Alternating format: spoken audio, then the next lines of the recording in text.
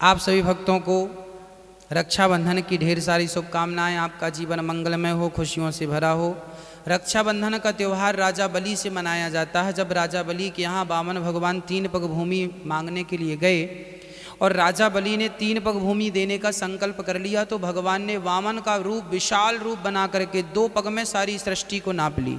तीसरा पग कहाँ रखें? राजा बलि ने कहा, प्रभु अभी तक आपने हमारे धन को नापा है, धन का स्वामी तो मैं हूँ, आप मुझे नाप लीजिए। तो भगवान ने तीसरा चरण राजा बलि के मस्तक पर रखा और भगवान बोले, राजन मैं तुम्हें छलने आया, तुमने तो मुझे ही छल लिया, बताओ तुम्हें क्या चाहिए। तब राजा बलि ने कहा, प्रभु मैं आपका ये जो सुंदर वामन रूप है, मैं चाहता हूँ कि आप मेरे द्वार पर रहें और मैं आते जाते आपका ये सुंदर सा रूप देखूँ। तब भगवान ने राजा बलि को पाताल का राजा बनाया और स्वयं द्वारपाल बन करके खड़े हो गए। राजा बलि आएँ तो वामन भगवान का दर्शन हो, जाएं तो वामन भगवान का दर्शन हो।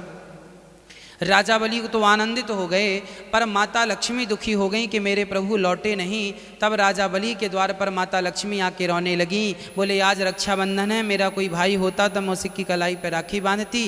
राजा बलि ने अपना हाथ बढ़ा दिया, बहन मेरी कलाई खाली है, आप मेरी कलाई पर राखी बांधो।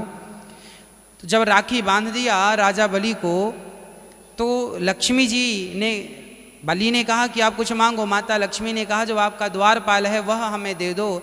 अब राजा बलि समझ गए कि स्वयं लक्ष्मी जी हैं जो भगवान को लेने आई हैं। सबसे पहली राखी माता लक्ष्मी ने राजा बलि को बांधी, तब से ये रक्षाबंधन चला रहा। उसके बाद द्रौपदी ने भगवान श्री कृष्ण को राखी बांधी, उसके बाद सारी बहनों ने अपने भाइयों को राखी बांधी। आप सभी को रक्षाबंधन की ढेर सारी शुभकामनाएं।